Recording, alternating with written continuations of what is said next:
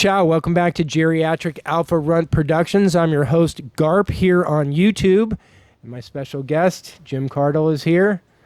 And I'm not falling out of the chair over your I know, name. Garp. Everybody likes to, do you remember the movie, The World According to Garp? A little bit. So it's kind of fun. I figured that, number one, I needed a name that people would remember.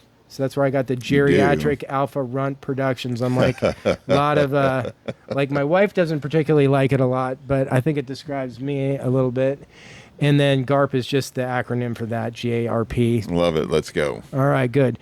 So, as I mentioned, Jim has a radio show here locally. He's kind of a little bit of a local celebrity. And you do a podcast at what time in the morning? Tell me about your podcast. 7 to 10. We started off, we're just now in year 6.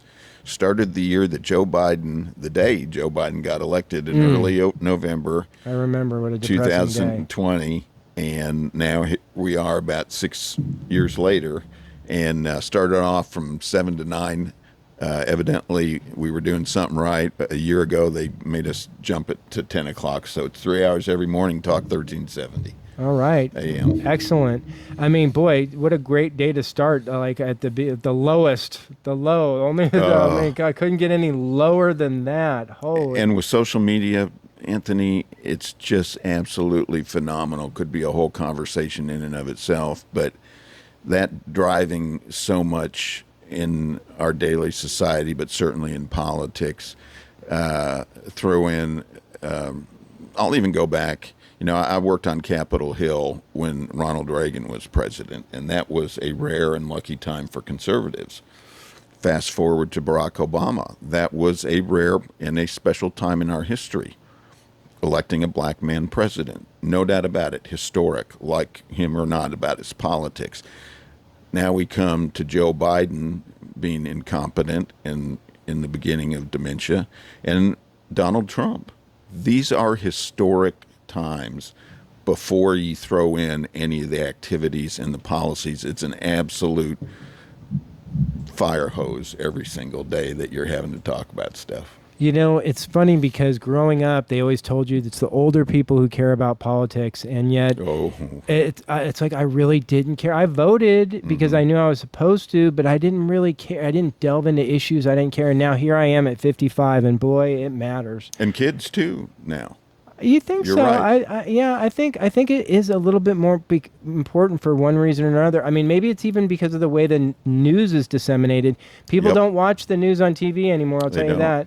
And I know that I'll get booed out of the building by some, but I mean, I get my news on like Facebook and stuff, on certain sources on Facebook. You and tens of millions of other Americans. I mean, I don't get my news from traditional sources, and of course I do like Fox because it's just, that's my side. But or another amazing thing, we talk about and look at AM radio is one thing for weather, traumatic weather, traffic, and talk politics. FM radio has been gone to Sirius. A lot of cars don't even have CD players anymore. For sure. You're right about the news. You talk to anybody 30 years and under, and I do this all the time, 2 or 3 times a week at least, talk to somebody in their 20s and ask them how they get their news.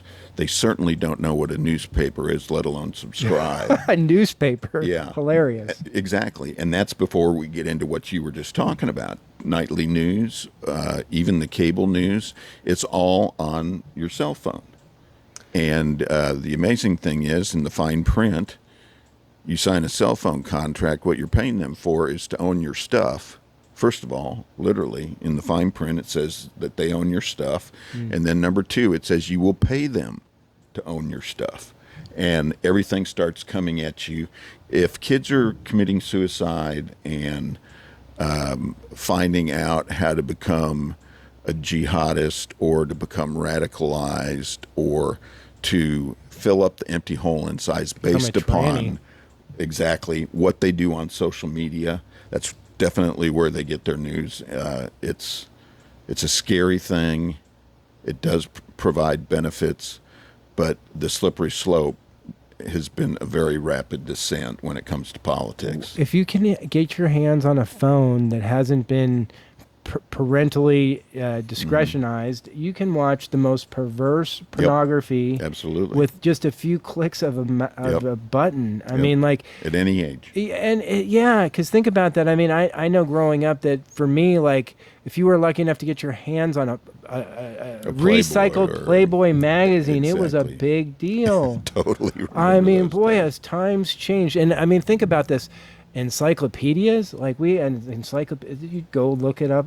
And you hid those Playboys in your fort in the woods, where you would actually go and play all day long, and your parents and your mother would never care to know where you were, just assumed you were safe. You can't even go out in the front yard anymore, hardly. Well, and the world is such a scary, messed up, crazy place right now that, I don't even know what to make of it. I honestly thank God that we have the person in charge that we do, because it seems like we're really on the brink of a civil war. And, I kind of fear for the future if we can't stay on this path we're on. Like, I think that the midterms is very frightening, because if we lose the House at the midterms, it's going to be like, I don't want to bash what's been done, but I'm really scared to think that we're in our second year now and we haven't seen any major arrests or anything happen, and we're coming up on a potential flip of the House, which means the constant impeachments and the stagnation of any movement forward. So, I mean, it's like, hopefully people are going to vote smart at this. I think they are, just because the Democrats haven't done anything right to command. All there is still is the negative Trump. There's nothing positive that they can bring outside of hate Trump and fight Trump. Well, let me help you on that a little bit. Here we are talking the week of Christmas. It was just 2 nights ago. This is what I do for a living all day, every day, is follow this stuff, which the news sources and the telephone is very helpful for. Everybody's concerned about Donald Trump and his quote-unquote approval ratings. In polls, they ask if you're registered to vote, and you can poll those people. A better poll is if you're registered to vote and you're a likely voter. Those are called likely voters. That's a better and more reliable poll. And then you break it up down among demographics and more likely to vote neighborhoods and stuff like that. Everybody's concerned that Donald Trump's at 43%. If you look, Anthony, to Barack Obama, George W. Bush, Bill Clinton, all of them served 2 terms. After 1 year of their second term, which is where Donald Trump is right now, Bill Clinton was at 43%. George W. Bush was at 41%. And the one that everybody lionizes in the Democrat media, Barack Obama, was at 40%. Right now, Donald Trump's at 43.7%. He's beating even Barack Obama at this stage in the game, number one. Number two, you always got to remember, and I have to counsel and try and talk some of my Republican friends off the cliff pretty frequently. 2 days ago, the latest poll came out and it said congressional Democrats' approval rating at 18%. I saw that. You have to consider, everybody may be concerned, and it's because we hear the narrative in the media. This darn word affordability is just a big burr under my saddle. But politics is 50% plus one, or the game of attraction rather than subtraction. I will take 43.7% over 18%, 6 ways to Sunday. Nobody in the media is considering this. Everybody's concerned about the Republicans, quote unquote, losing the House. Now, granted, in my humble little opinion, it's way too early to be talking about it. There's too much time. Any number of things could be happening to this situation developing in Venezuela. Who knows what? The economy, I think, is going to be strong next year because all the economic signs, according to my TCU economics degree, are indicating to that. And we have people on our show that you see on Fox News. We have a high caliber list of experts. But the thing is that when you're looking this far It's too far, number one. Number two, you look at what you were referring to. What do the Democrats have? Right now, it's not the Democrat Party. It is not the Democrat Socialist Party that Bernie Sanders and Alexandria Ocasio-Cortez and now Jasmine Crockett.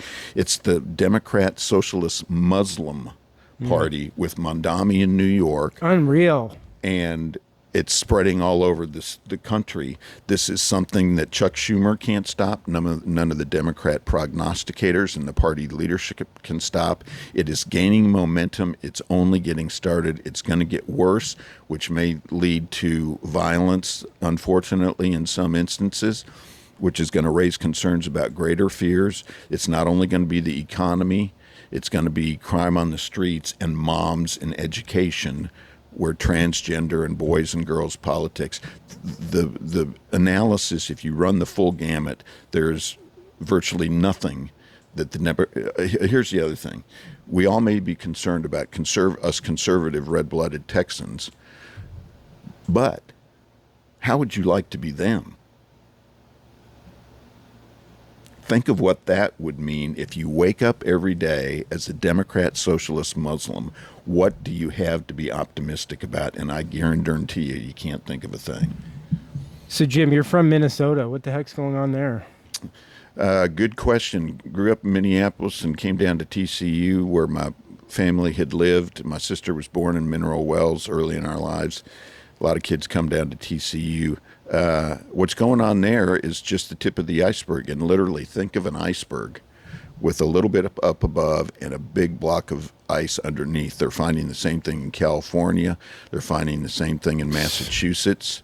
And Anthony, I worked on Capitol Hill. I worked in the George Herbert Walker Bush White House in administration. I'll never forget I ran a little agency called the Legal Services Corporation's Congressional Affairs Department. And about 2 weeks in, I noticed that 2 of the 5 guys that were in the department closed their door every day. And finally, I got up enough nerve to ask what in the heck was going on. I knocked on one of them, and the guy was taking a nap. Every single day they closed their doors and took a nap. This Doge stuff has just touched the tip of the iceberg. It doesn't bother me a lick that there's been 253,000 federal employees who have resigned or walked away or taken the early buyouts.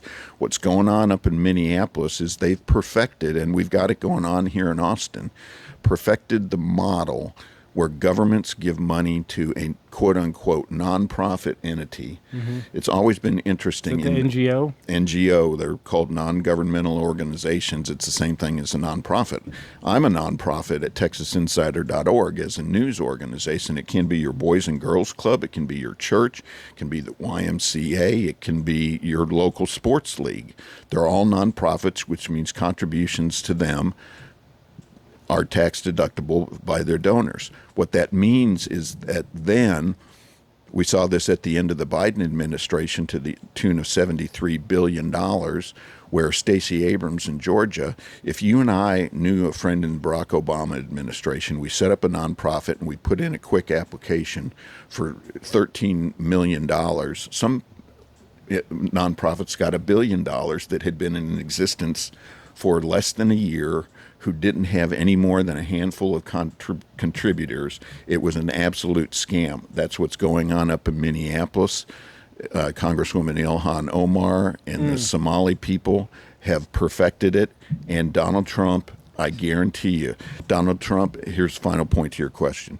Donald Trump 2 weeks ago sent in the Department of Health, Education, and Welfare because it revolves around this SNAP program, welfare. Then he sent in the Labor Department investigators because it involves jobs. Then he sent in the Housing, Health, HUD, run by Scott Turner, a Texas elected official. They are going to get to the bottom of this, and it is going to be, you mark my words, in the trillions of dollars, and the Democrats know it's coming, and there's not a thing that can be done to stop the exposure. So it's exciting, but it's sick. Do you fear Tim Walz's masculinity? You know, he works on trucks. Good question. Have you seen him say that? Yes, I have. They're just scared of me because they know I'm not bullshit, that I can work on a truck. Yeah, there's some things. This guy is an idiot, Anthony, in life he is an idiot. where you in my opinion, and this is the case here, right now the Democrats, in politics, the old saying is you're either running unopposed or you're running scared because you got an opponent and you could be beat. Right now, the Democrats are the kind of competition you like to have. They can't deny the waste, fraud, and abuse now. That's what's going to get most Americans. You can't deny to the mothers of America that their little girls are being exposed to boys in middle school, high school. Unreal. It is. You can't deny that the border was... What is it that we have to argue amongst ourselves whether or not to enforce our own laws? That's the thing, though, is that like everybody's like, I'm worried people aren't going to reward the productive stuff he's done. It's going to be because the noise is so loud about this and that. Like, I mean, are people that stupid? I don't know. I mean, I can't imagine. Did you see Nicki Minaj out at the Charlie Kirk? That was great to see that. You've got blacks across the country, whether it was Kanye West a couple of years ago. Mexicans are with the conservatives. They're done because in South Texas is the primary example of that. The Hispanics are hardworking. They're Catholic. They're moral. They're run by the women. They're very proud, and they don't like being mixed in, those who came here legally, with the illegals, number one. And number two, it's affecting their lives because crime happens to them. Job loss happens to them, to illegals. And they know, if nothing else, they may not like Donald Trump, but they do want somebody who's going to fight for them. And there's nobody better than that junkyard dog, as obnoxious as he may be. Yeah, you know, I mean, even if we're lucky enough to get somebody behind Trump or J.D. Vance or someone behind him, no one, like Trump is an anomaly. He is... Totally. He has influence. I had a friend on here a couple weeks ago who said, you know, he really is a master of influence. Yep. I mean, he's an amazing... Oh, literally. And the press hates him for it. Oh. There's not a day. It used to be called a press cycle, like a week or a couple days. It's every day. And the press is a very proud group. They are high and mighty and elitist and liberal. And the fact that he is outsmart, and everyone, I know some of his cabinet members, starting with Tom Homan at the border, these guys are smarter, harder working, and most of all, they don't care what anybody else says about them. And that means that they're willing to do the job to make America great again, despite the criticism, and they're kicking butt. Are you a little disappointed in Kash Patel so far? Absolutely not. No. Okay. Everybody... It's starting to wane a little bit for me now. I want to see some more action. Like, it's just... We need to see some... I want to see Obama get indicted. I want to see some shit go down. Well, there's a lot of people like that, and the first thing to remember is that it takes a long time to do anything, number one, just by the way our founders set up things in the Constitution. Number two, the swamp is a real-life thing. Number three, we heard about the burn bag that Kash Patel found in the basement that James Comey left. There are lots of processes. But mostly, there's the media narrative. Right. That will delay things, and the legalese. Remember, all the lawsuits against Donald Trump, which have virtually 99% been thrown out, it wasn't that they ever thought that they were going to win a single darn one of them, literally. The process is the penalty. They wanted to distract. They wanted to break him. They wanted to bankrupt him. They wanted to ruin him politically. The process was the penalty. The processes do take a long time. So I mean, if you gave me an example or two, I'd probably say there's probably something to criticize Kash Patel or anybody on. But the point I'm trying to make is don't let the perfect be the objection of the good. They are doing the best they can amongst incredible odds. You know, Kash Patel, Tulsi Gabbard, Tom Homan, Pam Bondi is Noem, another one that I'm just kind of waning a bit on the Bondi thing a little bit. I just feel like she messed up when she came out and held the binders up and said that stuff because we all were ready, and then there was not a follow through, and that really hurt that. But we're going the right direction. Yeah, I hope so. Remember, none of these people have typically lived in normal houses in parts of the D.C. area. They're all the people I just listed are living on a military base because their lives are threatened, as are ICE members around the nation. These are extenuating circumstances. The left is violent. There's no doubt about it, despite the press not covering it. So there's lots of roadblocks, but they are going the right direction. I don't think Jazzy can beat Ted Cruz, but Ted wants to run for president, I'm hearing. That's as much as I'm hearing too. People. Do you like Ted? Yeah, I love Ted. I mean, action. he's a little bit too verbose, perhaps, but I've got my own faults. He wants to like run Ted and also. be maybe in the vice presidential race. It's way too early at this point. He would be a good VP. He would. Because of his legal smarts. Politics makes people do strange things. I don't know about Ted Cruz, Marco Rubio. The list could go on and on. But the point being that we've got extremely sharp, we, the Republican Party and the conservative, red-blooded, traditional Americans, have got A-list candidates compared to Tim Walz. Kamala's out selling a book, raising her head, and she was asked the other day. Can you imagine where we'd be at if those two were in charge? No. What we would be no. dealing with if Tim Walz Yeah. was the vice president? Oh, my. Would have been the end of America as we know it. Sincerely. That's why I say coincidence is God's way of staying anonymous. Maybe You it was ride and watch. like a blessing in disguise for Trump to lose that. Absolutely. I mean, because it magnified everything. It did. America as a nation had to hit bottom. I don't know if we're there or not yet, but I wouldn't be surprised if we have been. That'd be my bet. I ain't going to bet against Donald Trump. Think about it if you're a gambler. He hasn't lost yet. I'm not going to bet against him until he loses, not once, but 2 or 3 times. Boy, ain't he's that on the a truth. run. Ain't that the truth? Nothing's perfect, but we're going the right Well, direction. and exactly, it's like there's going to be trade-offs. You know, this big thing with Rob Reiner, and like what probably wasn't in the very presidential, but I don't care. These are trade-offs that you're going to have to deal with. It's like, you know, Rob Reiner was a dick, and he said that he wished the bullet didn't miss in Butler, and so where's the rule that says if your enemies die first, you're supposed to forgive and forget? And you know, it's like that's not how it is. That's not how it is in real life. And like I've had a couple of friends even who took that moment to be like to get a golf clap from their liberal friends and go, oh, that's so unpresidential. It's like, you know what this guy's like. We voted for him knowing that he doesn't play like nice.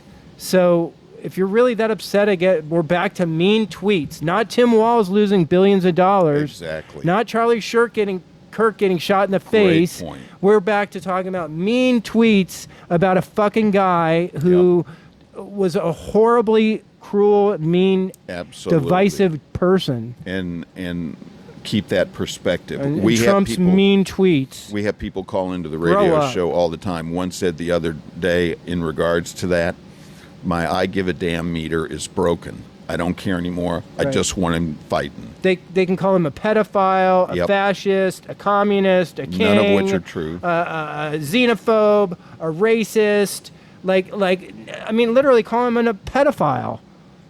But you're upset over his mean tweet to Rob Reiner. Okay. Good point. Save it. Yep. Most Americans are right where you just explained. I mean, and it's like, I don't think it was particularly nice or anything, but it was a disaster. Yeah, it wasn't like a great, smart thing to do, but deal with it. It is what it is. Get over it. I mean, quit acting like, you're 3 years old. Well put. All right, so let's wrap this one up.